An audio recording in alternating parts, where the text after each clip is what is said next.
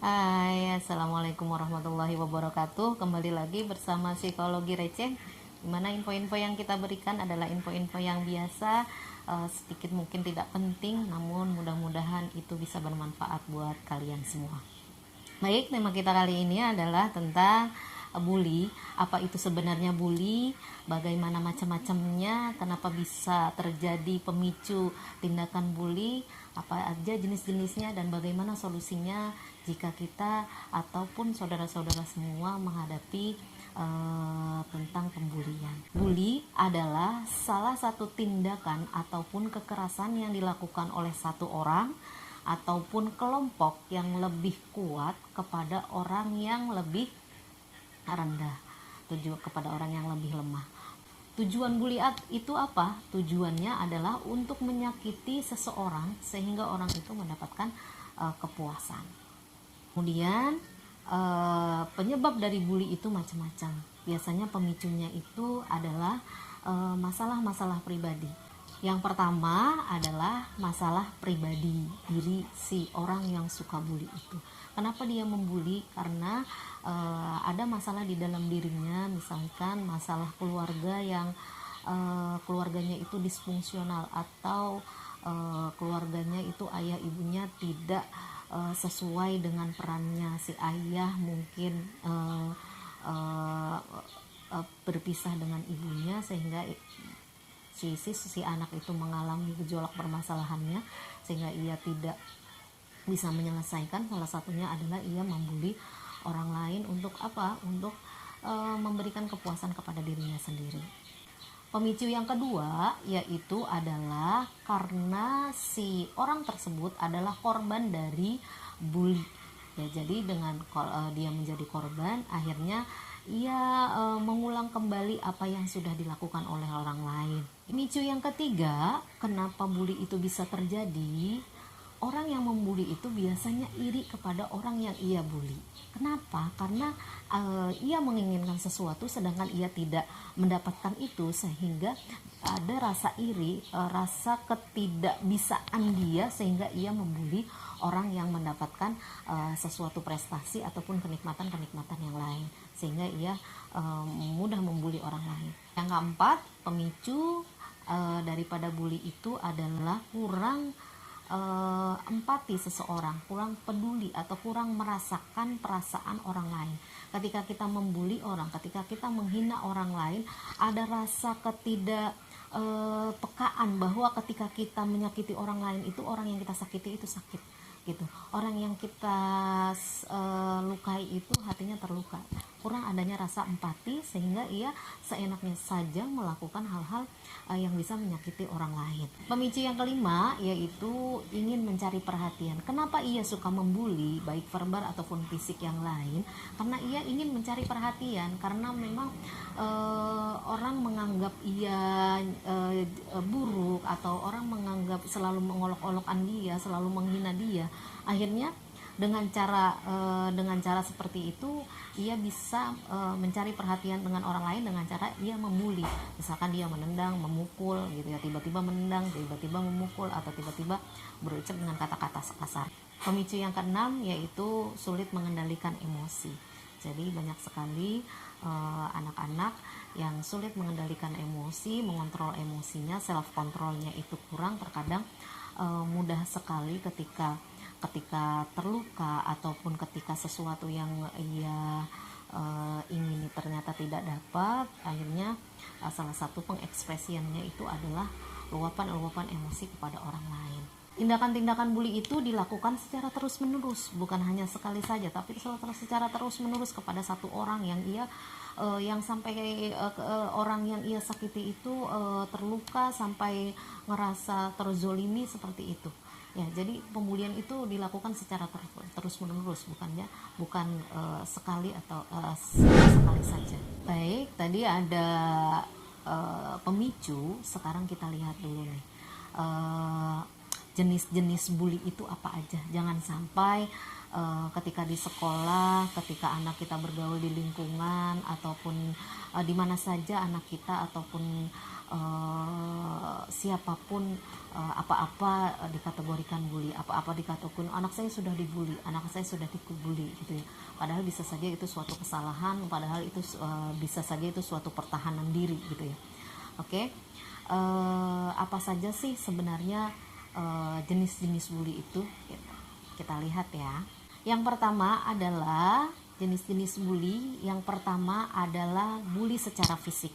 Kalau bully secara fisik yaitu orang tersebut suka memukul, menendang, menampar gitu. Pokoknya semua segala berkaitan dengan fisik gitu. Itu dilakukan secara terus-menerus kepada orang yang ia bully gitu. Bukan hanya sekali tapi terus-menerus. Ketika ketemu ia pukul, ketika ketemu ia tendang, atau lagi gimana pun ketika melihat orang yang ia ingin bully itu ia lakukan secara fisik. Itu namanya bully secara fisik. Yang kedua yaitu bully secara verbal. Biasanya orang nggak ngerasa nih kalau misalkan melakukan pembulian, padahal bahasa orang selalu bilang itu mah cuma bercanda, itu mah cuma ngeledek. Tapi kalau dilakukan secara rutin, secara terus menerus, itu salah satu bagian dari pembulian secara verbal. Misalkan kita menghina orang lain secara terus menerus, ketika ketemu orang itu kita bilang bahwa kamu jelek, kamu gendut gitu, atau kata-kata kasar yang kamu lakukan secara berulang ketika ada orang tersebut. Itu pun termasuk salah satu yang bully secara verbal. Jenis yang ketiga yaitu jenis-jenis bully yang ketiga yaitu bully secara sosial. Apa sih sebenarnya bully secara sosial?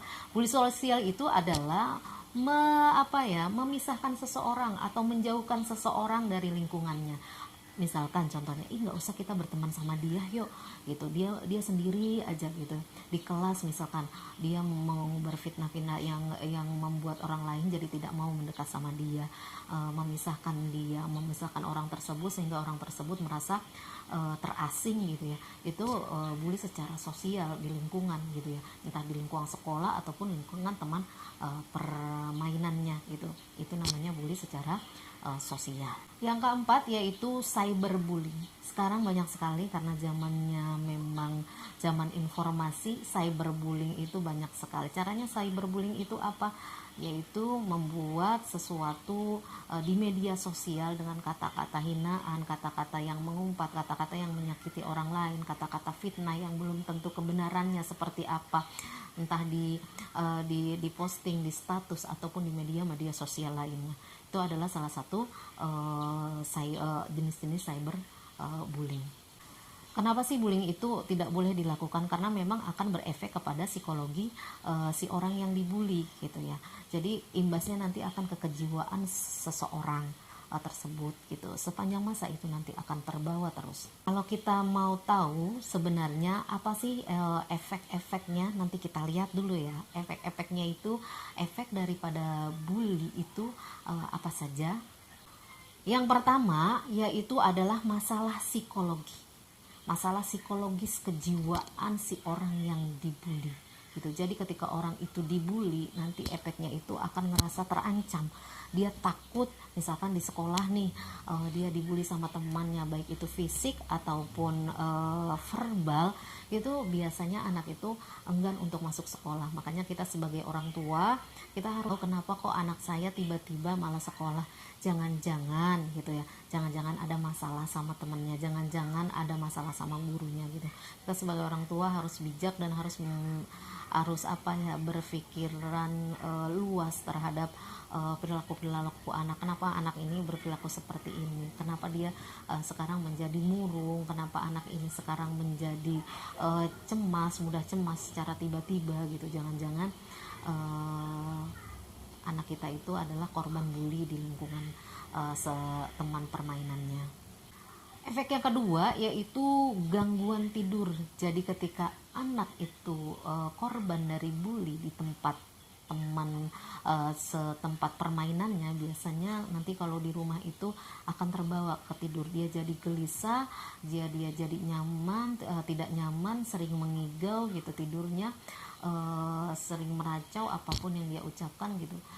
ketika tidur pokoknya kalau kita lihat mereka salah satu yang alam bawah sadarnya itu bermain, dia jadi apa ya, ngaco kalau tidurnya gitu, banyak banyak ngigo, jadi mengeluarkan kata-kata yang ia tanpa ia sadari gitu, terkesan gelisah ketika tidur.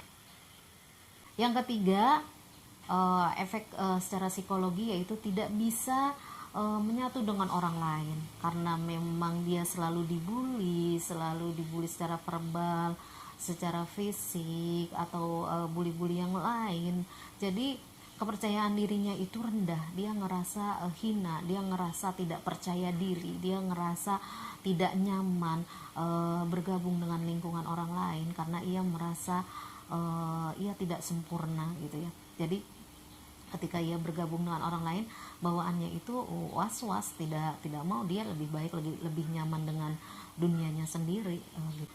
Efek yang keempat yaitu gangguan prestasi. Kenapa gangguan prestasi itu masuk ke dalam efek daripada bully? Karena biasanya anak-anak yang suka dibully, misalkan nih anak berprestasi tiba-tiba dibully dengan anak-anak yang memang tidak berprestasi, terus menerus dibully ketika dia mengeluarkan pendapat di kelas, dia dibully sama teman secara verbal ketika dia mengerjakan tugas paling dulu, ternyata dibully sama teman-temannya. Ada sering terjadi seperti itu di kelas. Akhirnya prestasinya menurun karena ketika dia mengerjakan tugas, biarin dia nggak usah ngerjain tugas, karena nanti ketika dia mengerjakan terlebih dahulu dan selesai paling dulu, itu biasanya akan dibully oleh teman-temannya, nanti akan berefek kepada prestasinya. Efek yang terakhir yaitu jangka panjang. Ini yang biasanya sangat menyiksa oleh orang korban bully tersebut, karena akan berefek terus sepanjang masanya, selama bully itu terus dilakukan secara berulang, itu kan akan nanti tertanam di otaknya itu bahwa dia seperti itu. Nah, itu akan berefek terus, rasa kepercayaan dirinya rendah, rasa kepercayaan dirinya kurang, akhirnya terus terbawa sampai sepanjang hayat. Jadi itu yang sangat berbahaya. Tadi sudah kita ngebahas masalah pengertian, masalah jenis-jenis bully seperti apa, terus gejala pemicunya seperti apa, kenapa orang bisa membuli. Sekarang gimana caranya nih kalau misalkan di lingkungan sekitar kita ini masih terjadi banyak sekali korban-korban pembulian. Yang pertama, ketika kamu adalah korban bully, yang pertama adalah temui orang yang kamu percayai. Kamu cerita semuanya, tindakan teman-teman kamu ya, atau satu orang ataupun kelompok yang sudah melakukan pembulian terhadap kamu gitu. Kamu sharing sama orang-orang yang kamu memang benar-benar percaya, biar nanti kamu dikasih solusi seperti apa. Dibully. Yang kedua, jika kamu dibully oleh teman sekolah ataupun kelompok-kelompok yang ada di sekolah kamu bisa laporkan ke sekolah, kepada pihak-pihak sekolah, misalkan kepada wali kelas ataupun ke guru BK atau guru yang mungkin menurut kamu nyaman gitu ya. Nanti biar diselesaikan. Jangan takut kamu dilabelin itu cupu atau tukang nganduk seperti itu. Karena untuk kenyamanan kamu, keselamatan kamu harus cerita kepada orang-orang yang bersangkutan yang nanti akan bertanggung jawab terhadap perilaku yang sudah dilakukan oleh satu orang ataupun teman-teman kamu yang melakukan tindakan pembulian tersebut. Yang ketiga, jangan takut untuk melaporkan kepada pihak yang berwenang. Misalkan kalau memang pembuliannya itu sudah parah, sudah fatal, misalkan di sekolah, kamu laporkan saja ke pihak sekolah, ke guru ataupun wali kelas. Kalau misalkan di lingkungan yang tidak satu sekolah dengan kamu laporkan kepada orang tua atau kepada RT, misalkan teman kamu sudah berani nih datang ke rumah kamu sampai membuli kamu secara fisik, secara verbal ataupun cyberbully dan lain sebagainya, yang membuat diri kamu tidak nyaman. Kamu berhak untuk melaporkan kepada pihak-pihak yang berwenang, yang nanti mereka akan menyelesaikan masalah kamu dan menegur tentang tindakan-tindakan pembulian yang dilakukan oleh teman kamu tersebut. Yang terakhir, yang keempat adalah biar kamu tidak dibully adalah kamu harus percaya diri bahwa kamu bisa, bahwa kamu punya kelebihan, sehingga apa-apa yang sudah dilakukan oleh teman-teman kamu secara pembulian itu, baik verbal ataupun fisik, kamu harus pede bahwa kamu punya kelebihan yang harus kamu kembangkan. Jadi nggak usah ngerasa kecil, nggak usah ngerasa hina ketika teman-teman kamu melakukan tindakan pembulian tersebut. Oke, mungkin hanya itu sedikit info receh kami tentang masalah bully. Mudah-mudahan wawasannya bisa terbuka, mudah-mudahan itu bermanfaat. Jangan lupa mari dukung terus channel kita dengan menekan tombol lonceng, klik subscribe, like, comment, and share, karena masukan-masukan kalian itu sangat penting untuk kita semua, untuk kami khususnya, untuk perkembangan channel-channel kami agar lebih terus berkembang. Terima kasih. Assalamualaikum warahmatullahi wabarakatuh.